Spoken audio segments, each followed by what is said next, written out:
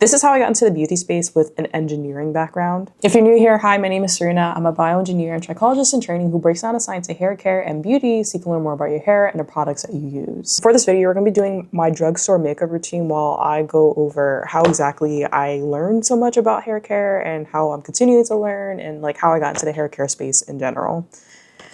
And to start off, we're actually going to prime with the e.l.f. Power Grip Primer. So I want to start with how I actually got into engineering. So my mom has a autoimmune disease called multiple sclerosis, and I was always interested in the medical field because of that. And I thought like the medical space could be something that could be creative and like very like factual because like it's based off of the body. So I went to college with the intent of studying bioengineering, but also minoring in entrepreneurship because I wanted to create a startup in like healthcare and maybe even like solve problems for my mom that she's been having since I was really young. And I actually quickly learned in college that it's actually way harder to start a like health tech company because there's a lot of testing that has to go into the stuff that you're making, and like not that that's bad and stuff, but it costs a lot of money, and a lot of people who started in like the healthcare space like have startups either have like huge funding from the government or a university, and then or like they are like basically and or they're living in their lab until they're like 40, and then like they didn't really have like a balance between their personal life and like what they do.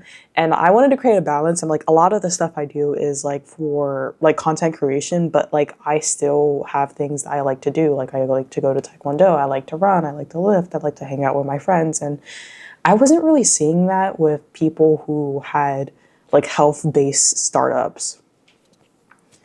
And also like because I was like, well, like 18, 19 at the time, I didn't really think that people would take me seriously because like I was so young, especially like in the healthcare space, because there's a lot of people, like there's a lot of educators in the healthcare space and a lot of people who have like PhDs and stuff. And at the time I was just studying, like I just started studying bioengineering. So then my sophomore year, I had my first entrepreneurship class. Oh, by the way, I'm using the L'Oreal True Match foundation. I think this is shade 6 or 7. I think it's 627. You can see right there. But I had my first entrepreneurship class, and in the class, we were tasked to basically make up our own startup and like make our own.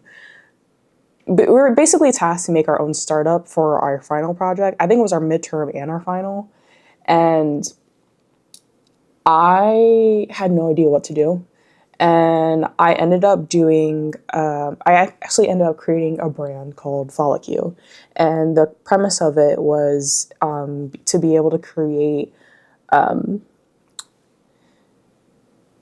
basically customized products based off of chemical and like mechanical behavior of your hair, so you can like optimize the product selection so you're not like wasting money on products that you don't even want or aren't going to even work on your hair. And the reason why I wanted to start a startup within the hair care space is because when I was super young, I went to a boarding school. And at the boarding school, like I went to the boarding school starting when I was 6. And at the boarding school, my caretaker had no idea how to take care of my hair. And it came to a point like I came to the school when I was 6. And like a couple months later, she was already fed up with doing my hair. Like this lady had like, she was white and she had blonde hair and she had no idea how to take care of curly hair. There was actually some other girls I lived with that had curly hair and she had no idea what she was doing with them either. Like she was ripping through her hair like every single day. So But it came to a point where she was just like fed up with my hair, and the school had a salon that like you could go to it. And for whatever reason, she didn't take me to the salon to get my hair done. Like I could have got my hair done in braids, and she would have like not had to have done my hair, or at least like go to the salon once a week so they can like take care of my hair. Because like at the time I was 6 and I couldn't take care of my hair myself. So she literally pulled me by my hair to go into the salon and screamed at the hairstylist that she wanted 6 inches off of my hair. And it was really traumatizing to me, not only because I was like super young and she was like pulling my hair, but like my hair has always been some part of my identity, because like it's one of the first things that like I see like when I look at myself, and also when people see like when they're like looking for me or like identifying me. So I was like afraid that the stylist was going to cut off my hair, but she didn't, luckily. But she did sit me down and like teach me like the different techniques of how to do my hair, but like, and she even gave me products actually. But I was 6, so I didn't like retain that information. And like once I got picked up by my caretaker from the like school salon, she the stylist gave the products to my caretaker, and my caretaker immediately took it. And the next day, I literally saw her using it on a girl with straight hair. But it was like a curling mousse and like a leave-in cream, a curl cream for like, I don't remember what the brands were, but it was specifically for curls. And I just was just like so hurt. And like I knew that she was doing it on purpose. To hurt me, to like kind of punish me for having difficult hair that she didn't know how to take care of. But it like wasn't my fault, because like I was literally a child and like I didn't choose what my hair type was. But regardless, I went through her like pulling through my hair for about another 2 years. And I remember the moment that this happened when I was 8. It was when I was in 3rd grade. My sisters sat me down to teach me how to do my hair, because I'd been telling them for such a long time that like she was literally ripping through my hair. So they sat me down to teach me how to do my hair and show me a bunch of products and stuff. And like when I was 8, like from then on, like I was responsible for my hair. Like no one else. Like my sisters did my hair every once in a while, and like of course I get my hair cut and stuff, but like I was the one styling my hair from then on. The reason I started Follow Q was so that people with textured hair could have an easier time finding hair products and building their routine. Because I had such like a traumatizing experience, and there's so many people that I've talked to who had like not necessarily the similar experiences, but there's some type of like trauma within hair, and I just wanted to be able to eliminate that. Next, I'm going in with the Milani concealer. I don't know what shade this is. Oh, it's right here. It's warm tan. It's 160. I always find that I want to be able to use a color corrector on my eyes, because like I have some eye bags, but and I know I'm supposed to use like a pinkish color corrector for under my eyes, but I just haven't done it, and I just haven't bought it basically. But the only concealers that really work for me are ones that match my skin color. I never use ones that are like whiter like than my skin color, because it just never turns out right. And I want to keep my routine as simple as possible, because it's something I do like not every day, but like most days. So after that entrepreneurship class, I took another entrepreneurship class, which was like the next level class, and basically that class was focusing on launching whatever idea that you had. So I went and took Follow Q to that class, intending on launching it. And I did launch it. And when I launched Follow Q during that class, I had no idea how to like make hair care products. But I wanted to make customized hair products, because it was like all based off of the analysis that I had like created. And so the analysis first started off with a questionnaire that people would basically just fill out, and it was like a Google sheet. And then the custom hair care product, I went through so many different iterations. And at the time, also during this time, so I started working on the idea for my business, my first entrepreneurship class, in the end of 2019. And then 2020 happened when I took like the launching the launching class. And during that time, COVID happened. In COVID, everyone was home a lot. So I was able to launch my business actually out of my sister's kitchen. And I had no idea how to formulate hair care products. And I didn't know I really wanted to launch it and I didn't know where I should go. Like I have all this engineering background. Like by this time I'm a sophomore in college. And I have this engineering background and I want to be able to create things because I'm also I would say I'm pretty creative.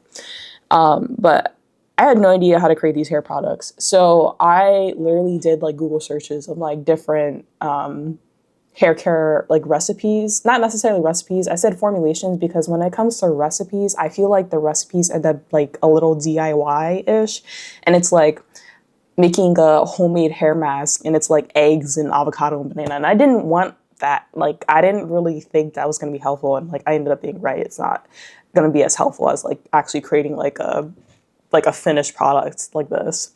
So I was looking for how to formulate and I did two things. So certain suppliers that sell cosmetic ingredients, they have like a formulation guide, and that formulation guide is like based off of like whatever product that they like recommend creating from like their assortment of products that they have.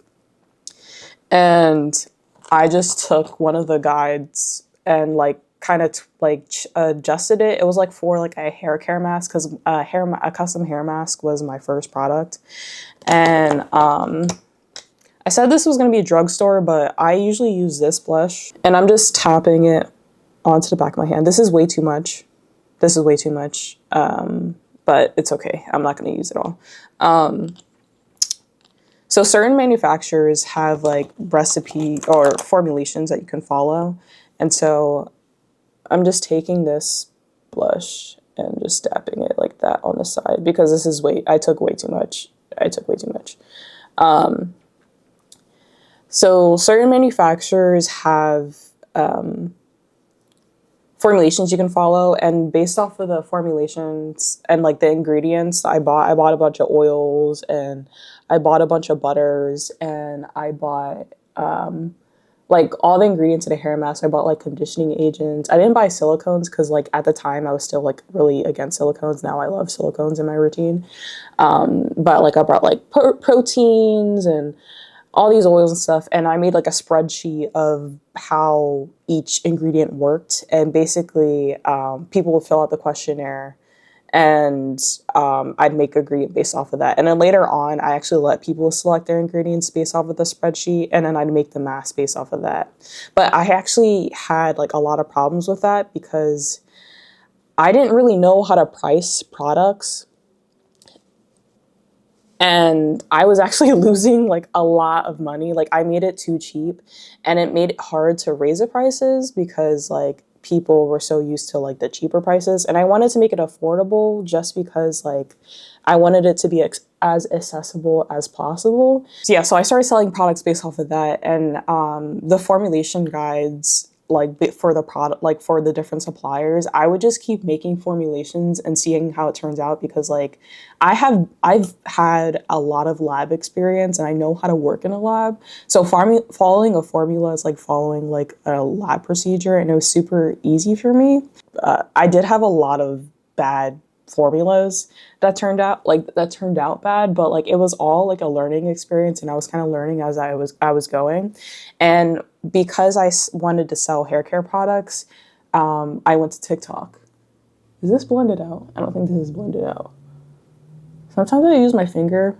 I don't know. I don't think you're supposed to, but I do use my finger sometimes to blend out the blush if it's too much. I should really use like a second brush to help blend this out. Is this gonna help? This already has some blush on it, so let me see if it helps blend it out. This brush is way too big. I started posting on TikTok so that people would buy from my small business. I'm just scraping off the excess with a sticky note because I'm not using all of this blush. Yeah, so I started my TikTok basically to sell my products. And my first video like was terrible. If you're trying to grow out your hair or make your hair healthier, let me tell you the reasons why you should be buying your products from me. I actually use my products before I release them. This is an empty mask that I made for myself. Like now, like I don't think it would have done well, but like this was 2020 and people were turned to TikTok and Instagram for like entertainment. So I was able to sell like I think I sold over like 800 units of like the customized products like just on TikTok. At this point, it's like my sophomore year at college, and oh, I'm using oops, the telescopic mascara from L'Oreal. I usually use an eyelash curler, but I don't really know where I put it, so we're just not gonna use it. But okay, so by the time I launched the business in the first entrepreneurship class I had, it was my the spring of my sophomore year, and that was during like the March 2020, like during the first part of the pandemic. And so by my junior year, I was like continuing to like post on TikTok and post on Instagram, like different beauty content and stuff. And I realized I really like posting like content. And so I was focusing on posting content and just selling for my business. And then in the fall of my senior year, which was in 2021, I had like the biggest identity crisis I've ever had. And because at this time, like my friends were like, I had done internships and stuff in college while I was still doing my business. But at this point in time, like my friends were getting like applying to jobs, applying to grad school, and I kind of didn't know what I wanted to do. Like I knew I wanted to like do something with like content and like continue doing like making a business because I really like entrepreneurship and I like being able to create things. And but I had the biggest identity crisis that I've ever had because everyone was doing one thing and I kind of just felt like I was getting left behind. And then also I really started because I was creating content, like I was reading a lot of research papers and I was formulating products. I really started to learn about the beauty space. And I also took a course on how to formulate products by this point, too. And I don't remember what the name was, but I took a course, like an online course. It was a course recommended on Chemist Corner. I don't know if it's still like the course is still up or not, but I did take a course there. And at this point in time, I had this huge identity crisis that because everyone was doing something else other than what I was doing, and there wasn't like a lot of people like creating a business or like wanting to work on a business. And I started working with brands, like doing like partnerships with brands, and I realized like the products that I was making wasn't as good as the products that I was like promoting for the brand. So like I felt like it was wrong for me to promote my business because like I didn't believe in the product anymore. So I ended up stopping like the custom products and stuff because to me it didn't really feel right to sell something that I believed in, and it made it like really hard to sell my business. So I stopped. And I even took a break from content. And by the time I graduated, I started working at a pet health startup, and to really work on myself and get in a better like space mentally, because at this time like I was spiraling because by the time I graduated, all my friends had gotten job offers or were either like moving away to go to grad school, and I was just like so lost. Also, the powder I used was this mineral powder by NYX. And yeah, so I didn't really know what to do. And so I started working for her, and by 2023, it was the end of like the contract I was working with her. And by the time it was the end of my contract, it kind of was like time for me to go. Because like she didn't really have much of a use for me like at the job, because a lot of the people at the job, because a lot of the people were like veterinarians and like vet techs, and I was just like a bioengineer. And basically I'd been let go because there wasn't anything that I could really do to help the business anymore. Like I was doing like mostly like office stuff, like running, like helping with the books and stuff, and it was mostly like a teaching position, like to teach me like how like startups are run. And I think it just like run its course, and I had worked there like maybe 9 months. But yeah, so it was time for me to go, and that's when I started going like full time into content creation. And for the setting spray, I'm gonna be using what is it called? All Set for Sun, because it's a sunscreen and a setting spray. This is from e.l.f. I tried the one from Supergoop and I did not like it. It was really oily, and I was told that this one was going to be less oily. And it's supposed to be a dupe for the Supergoop one, and even better than the Supergoop.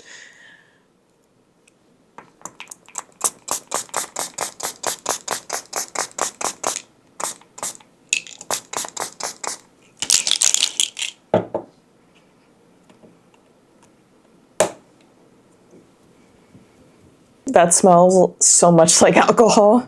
I opened my eyes a couple times and I was scared it was gonna burn my eyes, but it seems fine for now. The last thing I do is usually my eyebrows. I usually do it before my setting spray, but I actually forgot. And I'm just using the NYX glue. Yeah, so it was time for me to do, to like kind of go on my own. And I didn't want to do custom products anymore. And I had thought like during the time of when I was working at the startup that I wanted to go into like tech, like for hair. And I don't know if I don't think I love it. So like it might be something I come back to, but it's not something that I'm going to do like for now. So like I'm just creating content. And it honestly was scary. Like I told her like whenever it was like one of our last meetings that like I was afraid what was going to happen. And like since then, I've been doing content full time and it's been okay. And I've only been really doing it on TikTok and Instagram. So going to YouTube is a little bit new for me. I think really learning that like about like this whole time of like creating content, starting a business, you like really get to learn about yourself. And I learned a lot about myself. And I'm a really creative person, but I really like the science, which is why like doing beauty science things like really appeal to me, because I love beauty products and I love science. And yeah, but I could see myself like running a beauty product business in the future. And it's actually something I've asked a lot on Instagram, specifically like to ask like what products do people think there that specifically what products people think is missing. And maybe I'll make the product, maybe not, but like I think I want to document the journey on here, just so you know, you'll learn like more about like hair products and different ingredients and stuff, like how I kind of learned it, but like also I being creative and creating products has. Oh,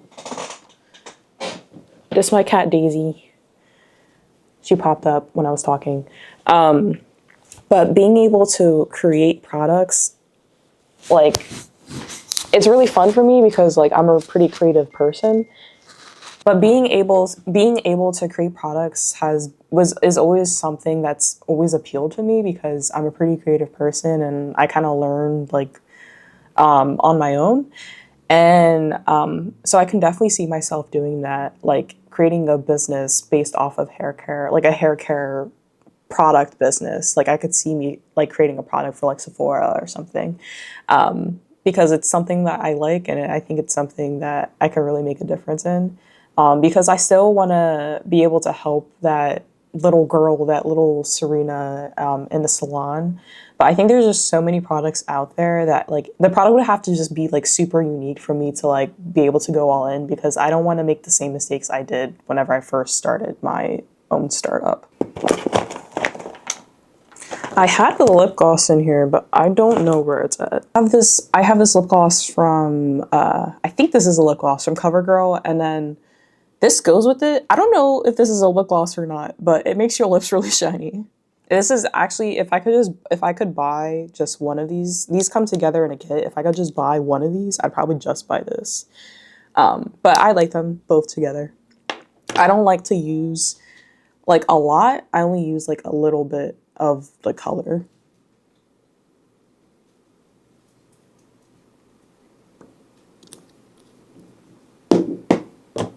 Then I go in with this. I need to use my mirror real quick.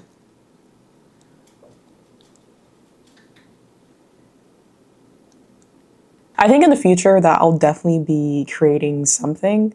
I just don't know when that's going to be and what the product's going to be yet. I want to thank you so much for watching this video. Please like and subscribe because it helps me a lot. I always love to learn and to talk with you, and I can't wait to see what we do next.